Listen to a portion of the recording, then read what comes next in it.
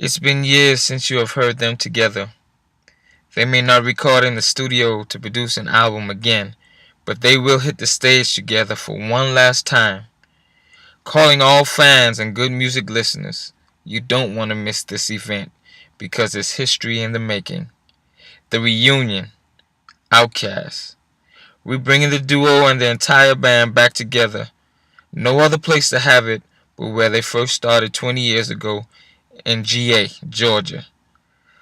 The Sanford Stadium, which holds about 92,746 people, located 100 Sanford Drive, Athens, Georgia. The time, 8 p.m. The date, May 24th, Memorial Day weekend. No school, no work, just you being witness to one of the greatest shows on earth. Originally known as Two Shades Deep, but later changed their name to OutKast, this group, with a mixture of Dirty South and G-Funk style, was formed in East Point, Georgia in 1992. The duo, Andre 3000 Benjamin, formerly known as Dre, and Antoine Big Boy Patton, is one of the most successful groups of all time, having received 6 Grammy Awards and sold over 25 million records between 6 studio albums and 1 greatest hits release. Their success was greatly due to them continually experimenting and developing their music, not only just having Dirty South and G-Funk style, but also incorporating funk, soul, rock, electronic music, spoken word poetry, and jazz to their music, making OutKast sound unique. Despite the success of the previous release albums in 2003, the duo released the double album Speakerboxxx, The Love Below. This album, which won the Grammy of the Year, and also which won Grammy for the Album of the Year, being the first and only hip-hop group to do so. OutKast has been on hiatus since 2007 pursuing their solo careers, which is why this group is perfect for this BET televised event and live concert. The time is now to give the fans what they've been waiting on, the highly anticipated reunion. OutKast, celebrating the group's 20th anniversary. Now, the day of the show schedule, it consists of this. We will be starting at 9:30 a.m. Dressing rooms cleaned, entertainment chairs arrives and runner reports in. 10 a.m. The tech and the sound engineers load in. At 11 a.m. the box office opens and hospitality coordinators arrive. Preliminary dressing room set. 11:30 a.m. security arrives. 12 p.m. band, load-in crew, and lunch. 1 p.m. the artist lunch. 3 p.m. main act sound check. 5 p.m. opening act sound check, merchandising concession check-in. 5:30 p.m. security meeting. 6 p.m. the crew dinner, artist dinner. Then 6:15 police arrive, all security in place. 7 p.m. doors open and main act meet and greet with the program board. 7:55 MC introduce the show. 8 p.m. opening act. 8:45 set break intermission.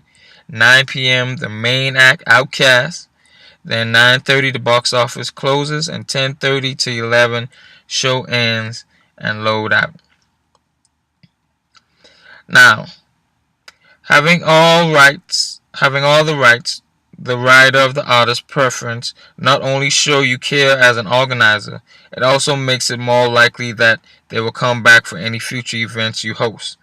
Not only are the performers important, the correct technical setups are also essential to a performance.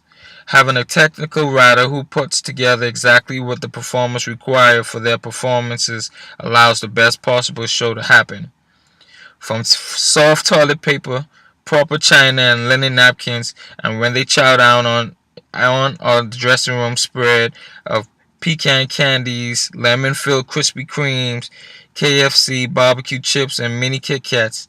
This 8-page OutKast rider is very detailed and extensive.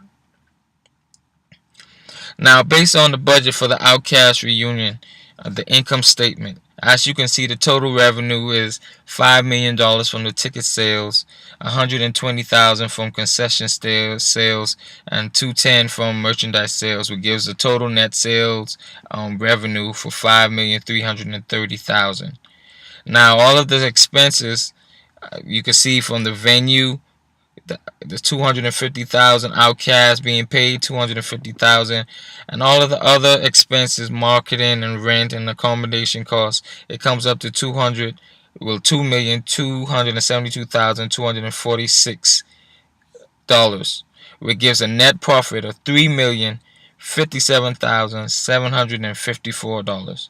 So as you can see, there is a big profit margin for hosting this event, and thus is the reason why we chose the venue that we did, because we know of all of the seats that could be filled, because they are artists that everybody is waiting to see, and it's a big event. 20 years, the reunion, we have to do it. Now, the risk analysis, the traffic flow. The traffic flow, we have to have clearly defined areas for traffic. Also, provision for safe passage of emergency, control traffic flow, traffic management staff with appropriate high visibility protection and carry communication devices, adequate parking areas, adequate parking supervision, adequate training of traffic management staff, and all necessary permits and certifications. You also have event signage. You have to have adequate signage for entries, exits, toilets, facilities, waste or recycle bins, and they have to be clear and visible. Also, event emergency procedures. The plan is documented and in place, and also personnel is trained to carry out the plan for event of emergency. Also, current site maps available to all staff, emergency services, and relevant parties. The fire prevention. We have suitable fire extinguishers, fire blankets are in appropriate areas, tested and in date. Event personnel are trained in the extinguishers, and all staff and volunteers are aware of the fire evacuation procedures relevant to the event. Arrangements for smoking are in place also. Weather. The stage and all the sound equipment will be covered just in case for rain. Also, complimentary ponchos have been placed in each seat for the fans to put on if rain begins. Also, electrical power and generators. All portable and electrical equipment, including power leads, power boards, have been inspected and tested. All electrical leads and electrical equipment are placed in a safe location. The generators, if used, in case of a power outage, are placed in a safe location and are fenced and sectioned off from the public. Okay, so this is the risk analysis, and given all of the examples of why you have these things in place just in case if any of these things happen, as in case with the weather-wise. Also, reflection. Doing this assignment, I certainly learned there's so much more that goes on behind the scenes of a live event, and also there are so many details that need to be in order just for an event of this magnitude to take place. Being organized and detail-oriented is a must when planning an event. I also realized that you must surround yourself with a good team and allow them to be responsible for a task, because there is no way that you will be able to do it alone. It is also amazing the amount of money that it takes to pull off a concert, and in return, the amount of money that can be made from it. I truly enjoyed this assignment, and one day, hopefully, would like to be a part of planning one in real life. I truly hope that you enjoyed this presentation, and here are my references. Thank you.